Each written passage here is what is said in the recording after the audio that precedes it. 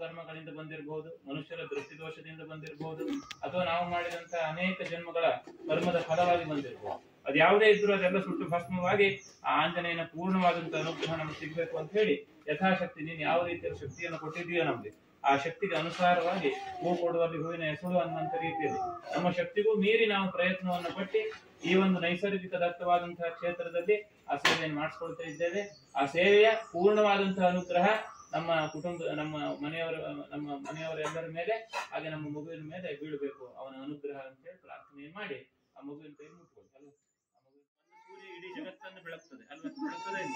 ಹಾಗೆ ನಮ್ಮ ಅಂಧಕಾರ ಅನ್ನುವಂಥ ಕತ್ತಲೆ ಇದ್ದಂತೆ, ಯಾವುದೇ ಒಂದು ಅಂಧಕಾರ ಇರ್ಬೋದು, ಆರೋಗ್ಯದಲ್ಲಿ ಸರಿ ಇಲ್ಲ ಅಂತಂದ್ರೆ ನಮ್ಗೆ ದುಃಖ ಅಂದ್ರೆ ಕತ್ತಲೆ ಇದ್ದಂತೆ. ಒಂದು ದುಃಖ, ಅಥವಾ ಬೆಳೆ ಸರಿ ಆಗ್ಲಿಲ್ಲ ಈ ವರ್ಷ, ದುಃಖ ಬಂತು, ಹೌದಾ? ಅಥವಾ ಮನೆಯಲ್ಲಿ ಸಂಸಾರದಲ್ಲಿ ಸರಿ ಇಲ್ಲ, ದುಃಖ ಬಂತು. ದುಃಖ ಅಂತಂದ್ರೆ ಅಂಧಕಾರ ಅಂತ ಹೇಳ, ಕತ್ತಲೆ ಅಂತ ಹೇಳಿ, ಅಲ್ಲಿ ಬೆಳಕಿಲ್ಲ ಅಂತ ಆಯ್ತು. ಆ ಬೆಳಕನ್ನು ಕೊಡತಕ್ಕಂತ ಸ್ವಾಮಿ ಯಾರಪ್ಪ ಅಂದ್ರೆ ಅದೇ ಗಣಪತಿ.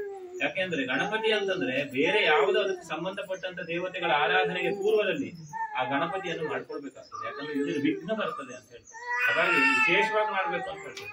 ಹಾಗಾಗಿ ಅಂತಹ ಗಣಪತಿಯನ್ನು ವಿಶೇಷವಾಗಿ ಕರೆದು ಆ ಮಂತ್ರ ತಂತ್ರದ ಮೂಲಕವಾಗಿ ಸುಪ್ರಸನ್ನಗೊಳಿಸಿದ್ದೇವೆ. ಗೊಳಿಸಿದಂತ ಭಗವಂತ ಇಲ್ಲಿ ಆವಿರ್ಭಾವನಾಗಿದ್ದಾನೆ ಅನ್ನುವಂತ ದೃಢವಾದಂತಹ ನಂಬಿಕೆಯಿಂದ, ಹೇಗೆ ಕೋಟಿ ಸೂರ್ಯನಿಗೆ ಸಮನಾದಂತಹ ಪ್ರಭೆ, ಒಂದು ಸೂರ್ಯನನ್ನು ನೋಡ್ಲಿಕ್ಕೆ ನಮ್ಮ ಕಣ್ಣುಗಳಿಗೆ ಶಕ್ತಿ ಇದೆಯಾ ಇಲ್ವಾ? ಒಂದು ಸೂರ್ಯನನ್ನು ನೋಡಿದ್ರೆ ಕಣ್ಣು ಮುಚ್ತೇವೆ ನಾವು.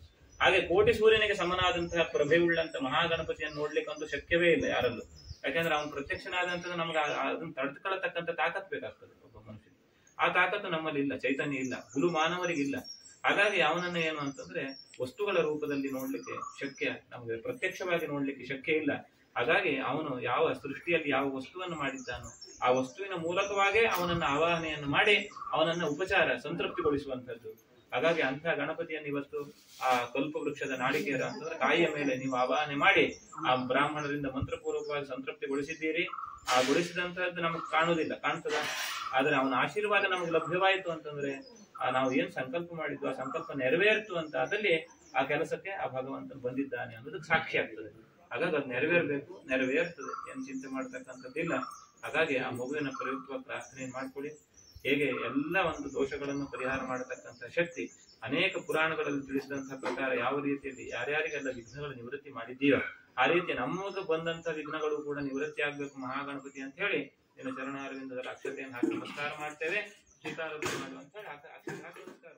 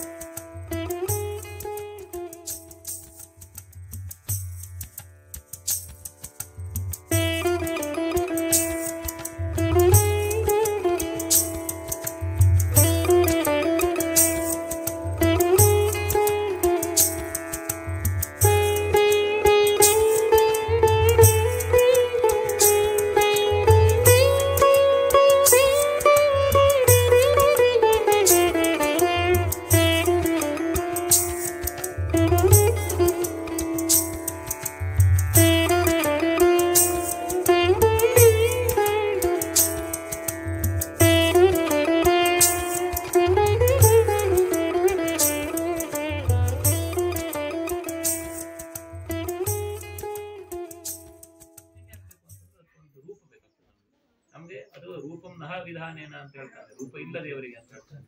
ಪ್ರಕೃತಿಯ ಅಂದ್ರೆ ರೂಪ ನೋಡ್ಲಿಕ್ಕೆ ಆಗುದಿಲ್ಲ. ವಿಶ್ವರೂಪ ದರ್ಶನ ಆದಾಗ ಅವನಿಗೆ ಅವನ ಕಾಲಿಲ್ಲಿದ್ರೆ ಅವನು ಎದೆ ನೋಡ್ಲಿಕ್ಕೂ ಆಗ್ಲಿಲ್ಲ ಅಂತೆ ಅರ್ಜುನ್ ಹತ್ರ. ಇನ್ ಮತ್ತೆ ನಮ್ಮ ಹತ್ರ ಎಲ್ಲ ಆಗ್ತದೆ? ಅವನ ಕಾಲನ್ನೇ ನೋಡ್ಲಿಲ್ಲ, ಇಡೀ ಭೂಮಿ ತುಂಬ ಹೋಗಿತ್ತು ಅಂತ ಹೇಳ್ತದೆ ವಿಶ್ವರೂಪ ದರ್ಶನವಾದ ಹಾಗೆ. ದೇವರ ದರ್ಶನ ಏನಪ್ಪದು ವಿಶ್ವರೂಪ. ಅವನು ಸಣ್ಣದಾಗಿ ಮಾಡುದು ಯಾವಾಗ ಅಂತಂದ್ರೆ ಅವನಿಗೆ ನಮ್ಮ ಮೇಲೆ ಪ್ರೀತಿ ಬರಬೇಕು ದೇವರಿಗೆ, ಆವಾಗ ಸಣ್ಣದಾಗ್ತಾನೆ. ಇಲ್ಲದ್ರೆ ಅವನು ವಿಶ್ವರೂಪ. ನಮ್ಮ ಮೇಲೆ ಪ್ರೀತಿ ಬಂದ್ರೆ ಅವನು ಸಣ್ಣದಾಗಿ ಬರ್ತಾನೆ. ದೈವಂ ಮಾನುಷೀಯ ರೂಪೇಣ ಅಂತ ಹೇಳ್ತಾರೆ. ಹಾಗಾಗಿ ನೋಡಿ ದೇವರು ಹೇಗೆ ಅಂತ ನೋಡಿ, ಬಂದಿದ್ದಾನೆ ಅಂದ್ರೆ ಸಾಕು ನೋಡಿ, ನಿಮಗೆ ನೀವು ಮಾಡಿದಂತ ಇದಕ್ಕೆ ಅವನು ಫಲವನ್ನು ಕೊಟ್ಟ. ಅದೆಲ್ಲ ಪ್ರಕೃತಿ ಅಲ್ವಾ ಮಾಡುವಂಥದ್ದು. ಹೊತ್ತಿಗೆ ನೋಡಿ ಯಾಕೆ ಬೀಳ್ಬೇಕು, ಮೊದಲು ಬೀಳ್ಬೋದಿತ್ತು. ಹೌದಾ? ನಾವು ಕಡೆಗೆ ನೀವು ಪ್ರಾರ್ಥನೆ ಮಾಡುವಾಗಲೇ ಆಗ್ತಿತ್ತು.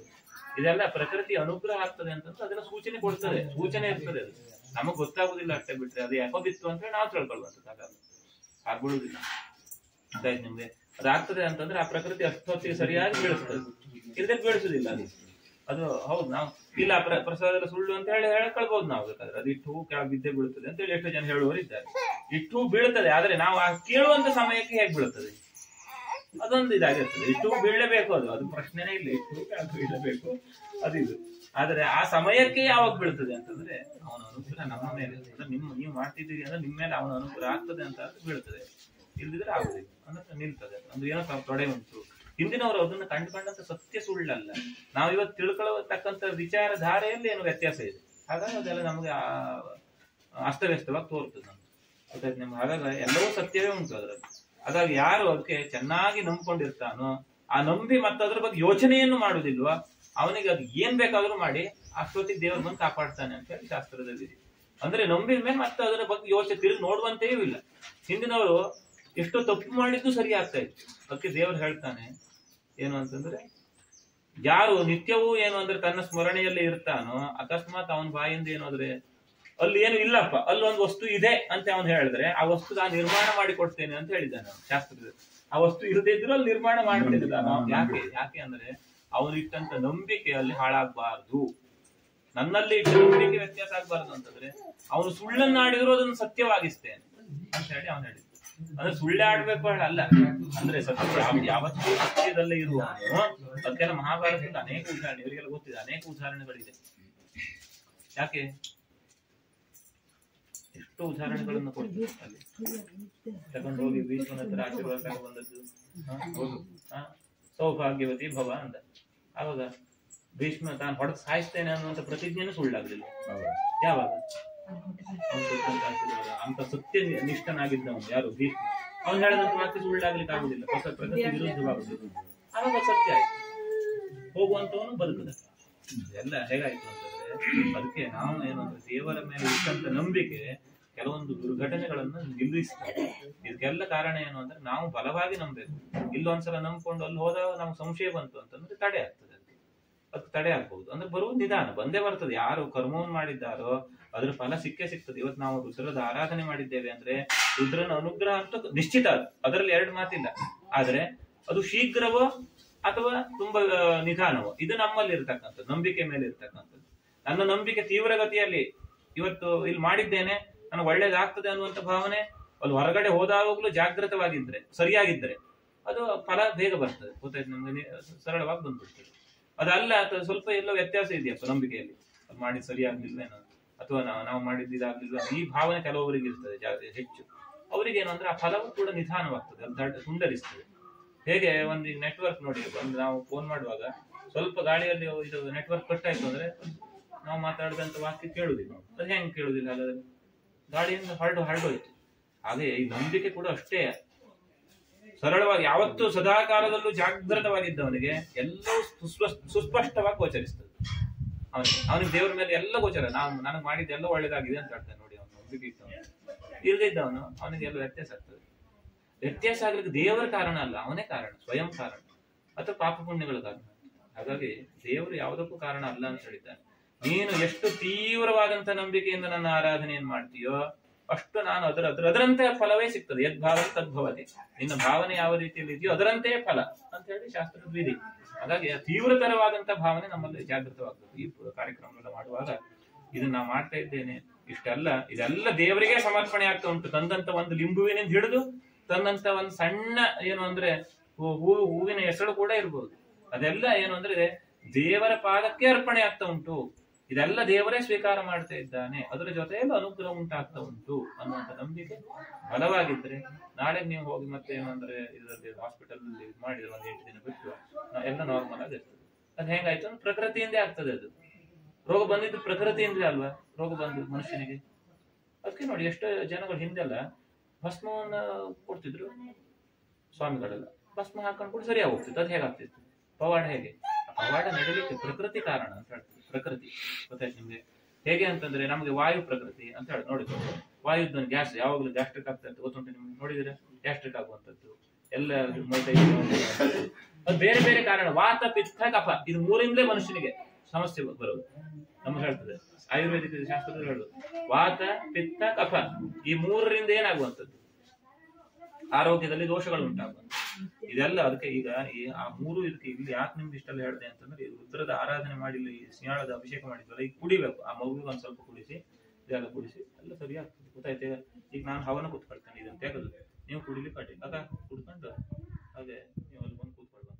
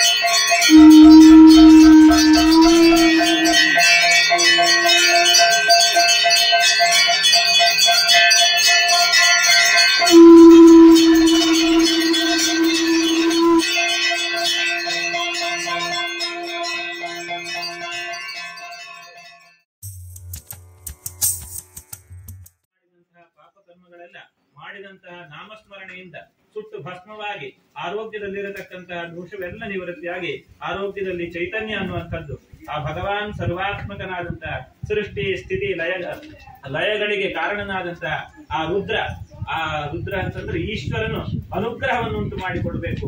ಆ ಈಶ್ವರನ ಸ್ವರೂಪದಲ್ಲಿರತಕ್ಕಂತಹ ಮೂರ್ತಿಯ ಭಾವದಲ್ಲಿ ಆವಾಹನೆಯಾದಂತಹ ಆ ವೀರಾಂಜನೇಯ ಸ್ವಾಮಿಯ ಪೂರ್ಣವಾದಂತಹ ಅನುಗ್ರಹ ನಮ್ಮ ಮೇಲೆ ಇರಬೇಕು ಅಂತ ಹೇಳಿ ಯಜಮಾನತ್ವದಿಂದ ಇವತ್ತಿನ ಎಲ್ಲ ಖರ್ಚು ವೆಚ್ಚಗಳನ್ನು ಮಾಡಿಕೊಂಡು ನಾವು ಈ ಸೇವೆಯನ್ನು ಮಾಡ್ತೇವೆ ಮನಃಪೂರ್ವಕವಾಗಿ ಒಪ್ಪಿಕೊಂಡು ತನ್ನ ಮಗನ ಆರೋಗ್ಯದ ವಿಚಾರದಲ್ಲಿ ಯಾವ ಒಂದು ದೋಷ ಇದೆಯೋ ಅಥವಾ ಆರೋಗ್ಯದಲ್ಲಿ ಏನು ದೋಷ ಬಂದಿದೆಯೋ ಅದೆಲ್ಲ ನಿವೃತ್ತಿಯಾಗಿ ಸದೃಢವಾದಂತಹ ಆರೋಗ್ಯ, ಮನಸ್ಸಿಗೆ ಶಾಂತಿ ನೆಮ್ಮದಿ ದೊರಕಬೇಕು ಅನ್ನುವಂತ ಉದ್ದೇಶದಿಂದ ಯತ್ಕಿಂಚಿತ್ ಅಕ್ಷತೆಯನ್ನು ಹಿಡಿದು ಯಜ್ಞದ ಮುಂದೆ ತನ್ನ ಅಳಲನ್ನು ತೋರಿಸಿಕೊಳ್ತಾ ಇದ್ದಾರೆ. ಅವರ ಮನಸ್ಸಿನ ಇಚ್ಛೆಯ ಪ್ರಕಾರವಾಗಿ ಅವರಿಗೆ ಆಯುಷ್ಯ, ಆರೋಗ್ಯ, ಮನಸ್ಸಿಗೆ ಶಾಂತಿ ನೆಮ್ಮದಿ, ಮಾಡುವಂತ ಉದ್ಯೋಗದಲ್ಲಿ ಧನ ಧಾನ್ಯ ಐಶ್ವರ್ಯ ಇದೆಲ್ಲ ಒದಗಿಸಿಕೊಡಬೇಕು ದೇವ ಯಜ್ಞೇಶ್ವರ ಅಂತ ಹೇಳಿ ಕೇಳ್ಕೊಳ್ತಾ ಆ ಯಜ್ಞಕ್ಕೆ ಅಕ್ಷತೆಯನ್ನು ಹಾಕಿ ನಮಸ್ಕಾರ ಮಾಡಿಕೊಡುವ.